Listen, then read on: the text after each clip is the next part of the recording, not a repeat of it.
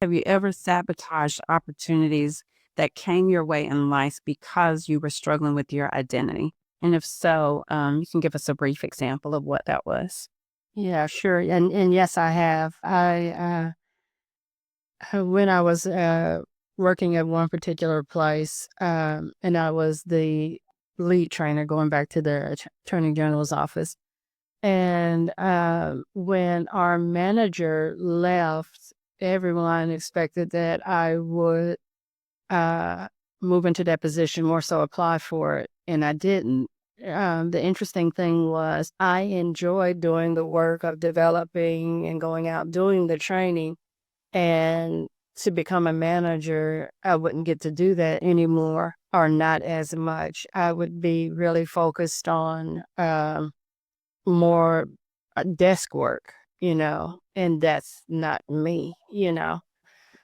So the whole aspect of me deciding not to do it, that was definitely part of the reason. But then also, I questioned, could I actually do it and be serious, all the, time per se, because you know me, I like to joke around and cut up. And can you imagine a manager being in meetings and doing crazy stuff with directors and stuff like that? So, uh, I, I, if I'm honest about it, I think I also looked for excuses not to because I didn't know if I could.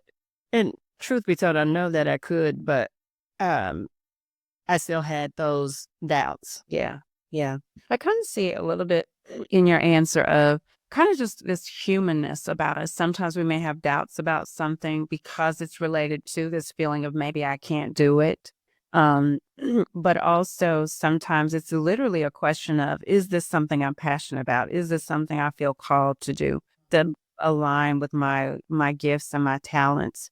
Or am I could be potentially wasting my time doing this? And when I say wasting time, I think everything is valuable, but when we really know our gifts and our talents and what we like, our values, those things direct us, I think, a little bit more as we didn't know those things. And so I see it maybe twofold is that, sometimes we can get caught up in this whole not enough thing. But then sometimes I think what I do like about your answer was that it was a moment for you to reflect and say, you know what? Would I like doing this? Because I know what I enjoy doing. I know what I'm gifted at and what I enjoy doing this. So I can see both of those, which I think is very important for us as women to really think about, instead of having our identity based on what somebody else thinks is important for us to do. Is it Mhm. for me? Having to ask yourself that question to kind of really get a pulse on what you think about a particular thing rather than just moving um or saying yes to something that you're not really clear about yourself. Right, right. I know that the first time that I worked for the Attorney General's office and I was in the press office, I remember sitting there in that office, and even the job before that. And I remember saying to myself, what in the world did I get myself into? Because I didn't know anything about what I was being asked to do, in totality.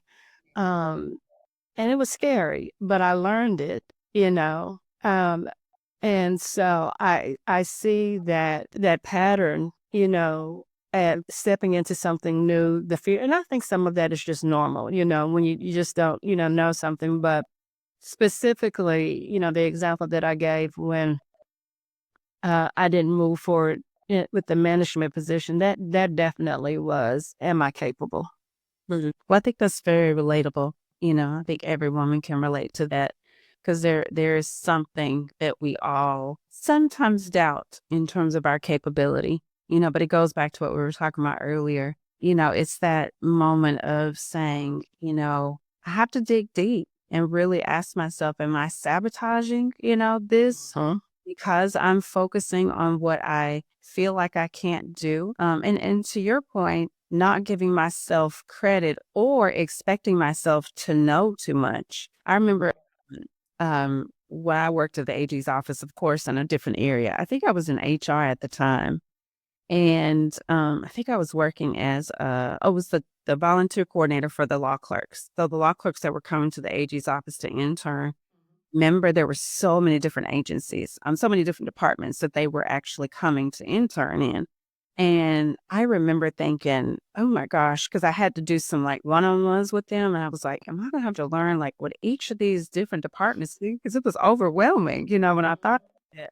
And I was like, Ushirika, you do not have to know all of that. And I think what I had done was I had perceived something incorrectly, and that perception was going to make me say no to doing something because it was an opportunity I was going to have to do. I wasn't working in that role yet, but they were going to offer it to me. But I thinking about it, and I just didn't have the right perspective because I was thinking I had to do way more than what the responsibility called for. And that was kind of leading me toward not doing it. But I eventually said yes to doing it and then recognized that the position it was not at all what I had made it out to be. And so I agree. Sometimes you can just talk yourself out of something. Yes. Before fully knowing what's involved. We lose our sense of power, I think. We lose our sense of being able to say, you know what?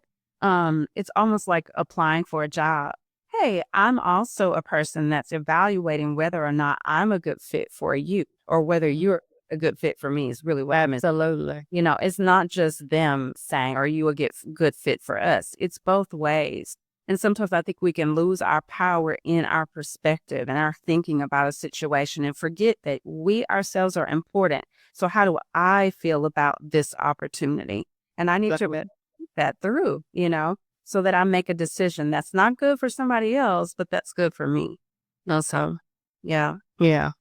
And it circles back to value and worth. Or You see, every single time. Go to Add Above the Fray Publishing on YouTube to watch all the videos. To learn more about the Getting to I Am workshop, visit abovethefraypublishing.com.